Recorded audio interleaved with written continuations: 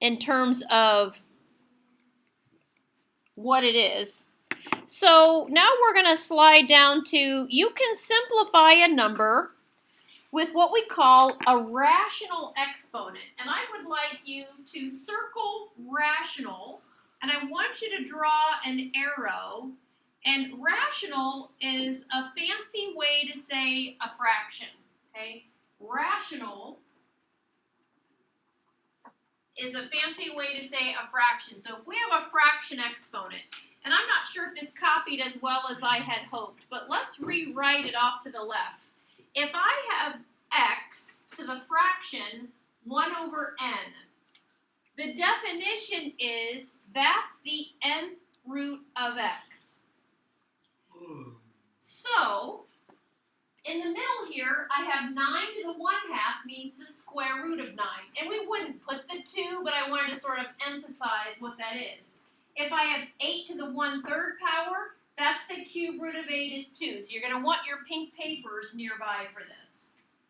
So, you can simplify the product of numbers with rational exponents, m and n, by raising the number to the sum of the exponents using the rule a to the m times a to the n equals a to the m plus n. The other one I want you to write here is the negative exponent rule. If I have a to the negative n, that's 1 over a to the n. So we're going to end up using these two from Algebra 1, and we reviewed them earlier in the chapter. So look at number 1. You should have on your paper 36 to the 1/2 power. Now, I'm going to first rewrite it as a radical, but I personally don't. I do that mentally. So let me just show you. This becomes, okay, remember this is our new definition. This is the new thing. If I have x to the 1 over n, it's the nth root of x. That's the root, or the index. So if I have 36 to the 1/2, that's the square root of 36. We know that. What's the square root of 36? It's just 6.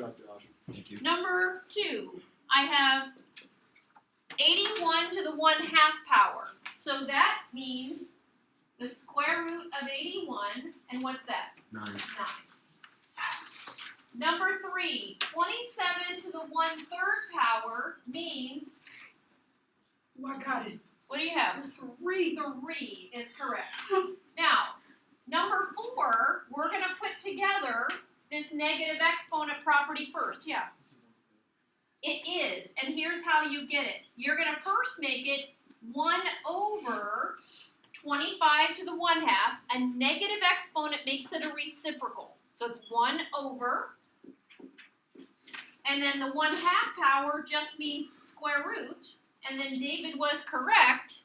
That's just 1/5. When you're ready, flip it over.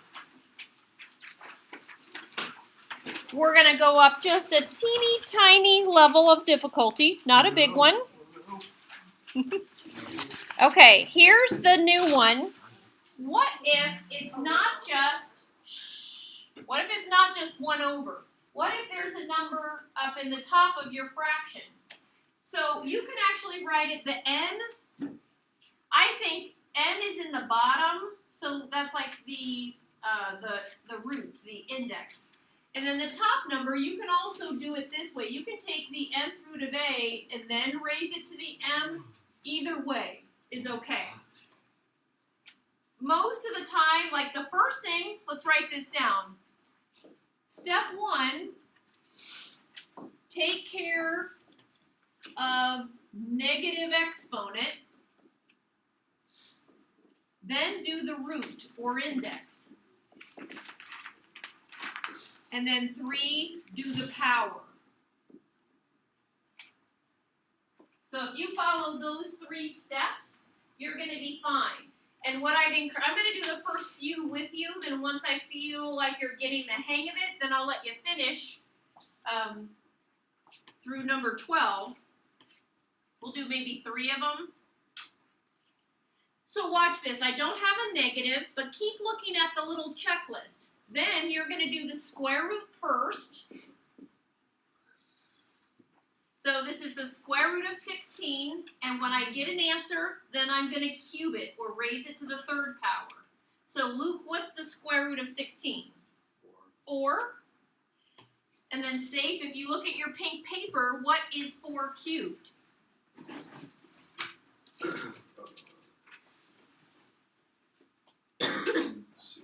64. And that's my final answer. All right, number 2. I have 125 to the 2/3 power. So I'm going to rewrite this as the cube root of 125, and then I'm going to take it and square it. So Julia, what's the cube root of 125? It's on your pink paper. 5. Okay, and then Theron, when I look at my paper, what's 5 squared? 25. There you go. All right, number 3. This is 8 to the negative 4/3. Okay, that is a negative. So here's what you're going to do. Whenever you have a negative exponent, you're going to use the negative exponent property and rewrite this as 1 over 8 to the positive 4/3 power. Then you make this the cube root of 8 down in the bottom to the 4th, but don't lose the 1, okay? This 8 to the 4/3 is in the denominator. So Delaney, according to your pink paper, what's the cube root of 8? 2. And then Sophia, on your pink paper, what's 2 to the 4th? 16. 16. So my answer is not 16, but it's 1 over 16. All right, I'm going to pause, and I want you to do 4 through 12. Actually, do 4 through 10 and then stop. I need to do 11 and 12 are special cases. So I'm going to give you just a brief moment. Okay.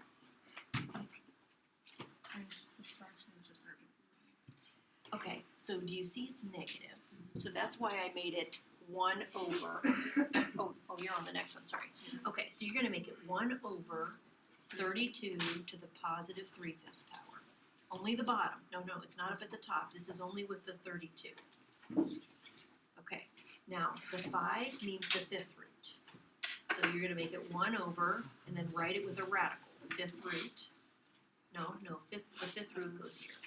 And it's a 32 underneath. Put that whole radical, not this one, but put the whole radical to the 3rd power. Okay, then you go to your pink paper. So this is always the... That's always the root or index. Yeah. So then you go here, 32 is here, so the 5th root of 32 is 2. So it's going to be 1 over 2 cubed. Then you go back to your paper, and my cubes, 2 cubed is 8, so it's 1 over 8. Like that. Okay?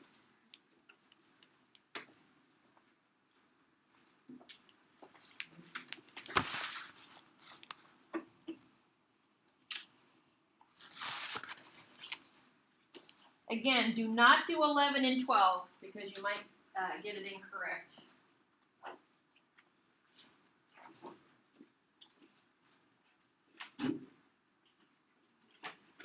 And for those of you that are a little bit advanced, or actually for all of you, I'd like you to try this. In number 4, I rewrite it as 1 over 32 to the 3/5 power. Watch what I do.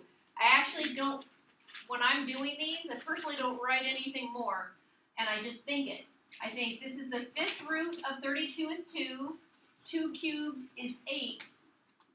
Like, I can look at these and write my answers down. Then how are you supposed to show your work? On these, you can't, or you can, but I will not require it, Yay. okay? So, like this one, or sometimes you can do partial. Yeah, Josh? So on the negatives, Yeah. can I just I guess that's it, do it regular, and for my answer, just put up over 1? Yes. Or under 1, yeah. Yeah. Absolutely. So, like on number 5, how about this? The square root of 4 is 2. Okay, maybe you could do like some work if, maybe you're like, okay, I can't do all of that in one step. You just, wherever you are, you do it what you need. If you need to write it like this, the square root of 4 to the 5th, do it. If you can do this and then say, oh, that's 32. If you can do it all in your head, do it all in your head. Wherever you are on the spectrum of understanding, you do it. So like what I heard Josh say is in number 9, if you know this is going to be the square root of 9 is 3, but it's a negative, you can write 1/3 like that. And number 7, I'll go ahead and do it the other way. I want to balance between what people need. If you need to do the work, here's what it would look like. This is the 4th root of 81. That's 3. 3 cubed is 27. Now number 8, this one's a little bit silly. If you take 1 to any power or any root, what is it? It's just 1, okay? It's kind of a, do you get that simple fact about the number 1? Number 9, again, you do as much work as you need. I'm going to go ahead and show the work for those of you that are there. So then this is going to be the square root of 4 cubed. That's 1/2 cubed. That's 1/8. All right, number 10. I have a negative exponent. So this is going to become 1/-27 to the 1/3. This is 1 over the cube root of -27. The cube root of a negative is okay, so this is -1/3. Alright, so up to this point, we should all be pretty good. In number 11, let me take you through the steps on this one because 11 and 12 are not the same answer. This is 1/-16 to the 3/4 power. And what that means is I have 1/4 the 4th root of -16 and you want to cube it. We have a problem here. I cannot find a 4th root, an even root of a negative number. -2 times -2 times -2 times -2 is +16. It doesn't multiply out. So this one is not defined, or we can say undefined, or not possible. Just don't say no solution, okay? It isn't no solution. Now, in number 12, this one actually does work. And the reason why it works is there's no parenthesis around the negative. And I recall we've struggled with this. You remember earlier this year, if I had negative x, that's the way we say -1 times x. If I have -x squared with no parenthesis, that's a -1 times x squared. So the same thing is true here. This is -1 times the 4th root of 16 cubed. That's -1 times 2 cubed. That's -1 times 8. So big idea, go ahead and circle 11 and 12. If there's no parenthesis around the negative, it's possible to do that even root. But if in number 11, there's a parenthesis around it, it's not a real number. It's not possible. Can you say that again? Yes, absolutely. Okay, if you have a negative with no parenthesis in front of the number, and you have an even root, or the denominator is even, that's possible because it's -1 times that number. But in number 11, if there's a parenthesis around the negative to an even root, it's, remember we abbreviated not a real root. I guess we could do that too. All right, now, in number 1, we're going to take this up another level here. If I have, in number 1, 36 to the 1/2, isn't that the square root of 36? And 36 to the 1/4 is the 4th root of 36.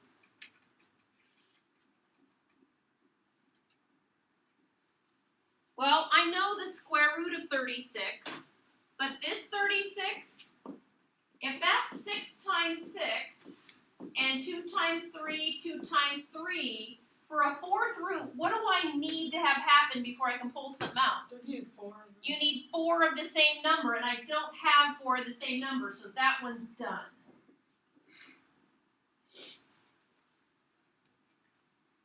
Alright, in number 2, this is 2x to the 2/3 times 2x to the 3/4. So 6 times 2 is 12. And then on the previous page, do you remember this exponent property? If you take the same base, so my x and my x, if I have a to the m times a to the n, that's equal to a to the m plus n. So this is x to the 2/3 plus 3/4. Alright, right now I can't add the fractions because they don't have a common denominator, but we have math tool belts that we've been filling over the years. And in our math tool belt, we know how to build a common denominator. What is the common denominator? 12. So I need to multiply the first fraction by 4, so that would give me 8/12. And I'm going to multiply the second fraction by 3, and that'll give me 9/12. So this is just, going back to about 4th and 5th grade math of doing common denominators. So that's going to be 17/12.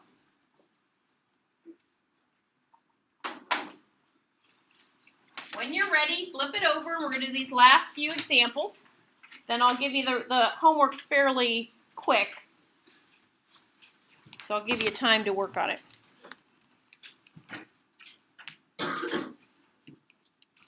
Alright, number 3. This is 5 to the 1/3 times 5 to the 2/3. What do I do to the exponents? Add them. 1/3 plus 2/3 is 3/3. Can you reduce 3/3? Yeah, that's a 1. So that's just 5. I'm going to pause, and I want you to try number 4. It's just like number 2. You take your 2 times your 3, then your y to the 1/4 times y to the 1/3. Yeah, Josh? Do you not times those 5s together? Multiply what 5s together? Two The 2 5s. So that'd be like 25. Okay, let me ask you a question, okay, before I answer it. I think you can answer it yourself. If I had, let's say, 2 to the 3rd times 2 to the 4th, okay? 2 to the 3rd is 2 times 2 times 2. 2 to the 4th is 2 times 2 times 2 times 2. How many 2's are there? 7. Did we take 2 times 2 and make it 4? No, because it is in fact the same base, okay? And 4 to the 7 is not the same as 2 to the 7. Okay, so great question. Back on number 3, you don't take 5 times 5. That's not what, and let me go back to this exponent property to make sure then we're really understanding it, okay? Do you see this one right here? Let me circle it. Do you see this said a to the m times a to the n? You keep the one base, and you add the exponents. We didn't make it a squared, or a times a to that power, okay? Alright, so try number 4, and if you're a quick worker, do 5 and 6.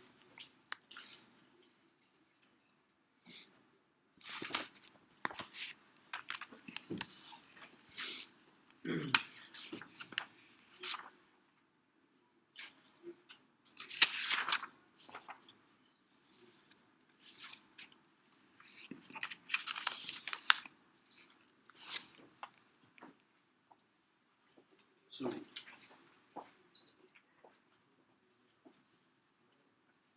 That's yours, okay? Don't pat you guys. For some reason,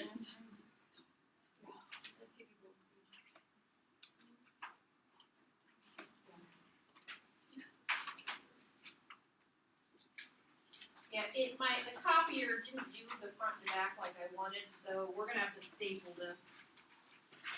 And I do the stapling.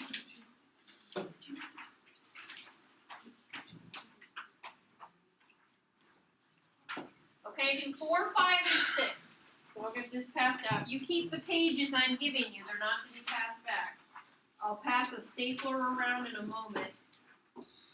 this right here. Yeah. So if the bases are different, do you multiply them?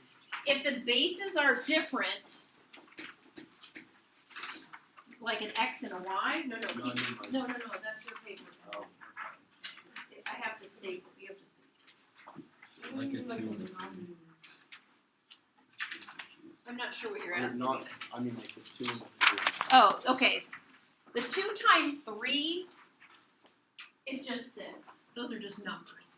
Then this is going to be y to the 1/4 plus 1/3. Okay, you can always multiply numbers. It's just 2 and a 3. Alright, well, Okay. I just didn't know because we didn't multiply the 5s with 3. Well, but this is 2 to the first is 2. 3 to the first is 3. Okay? But this is 5 to the 1/3. So I'm not I can't multiply the bases then. So then this is going to be, I'm going to get 12. So this is 3 12ths plus 4 12ths. This is 6y to the 7 12ths.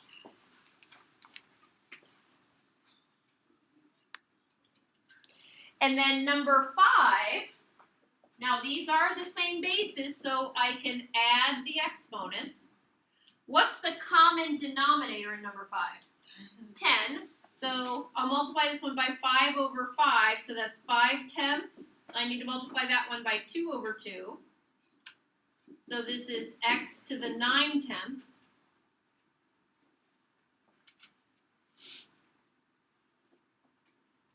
Alright, then number 6, this one's trickier.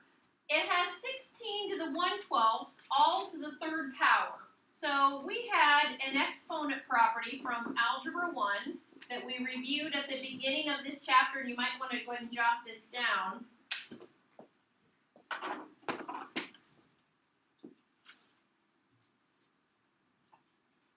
This exponent property said a to the m all to the n, you multiply the exponents. So what I'm going to do is I'm going to make this 16 to the 1/12 times 3, and I'm going to make it 3 over 1, because I'm going to multiply a fraction times a whole number, so it might make my life a little bit easier if I make it a fraction times a fraction. You can reduce fractions. 3 goes into 12 4 times, so this is 16 to the 1/4. Hey, this is on the pink paper. 16 to the 1/4 would be the 4th root of 16, which is 2. Even though that looks super ugly, that worked out pretty nicely. All right, that finishes the notes. And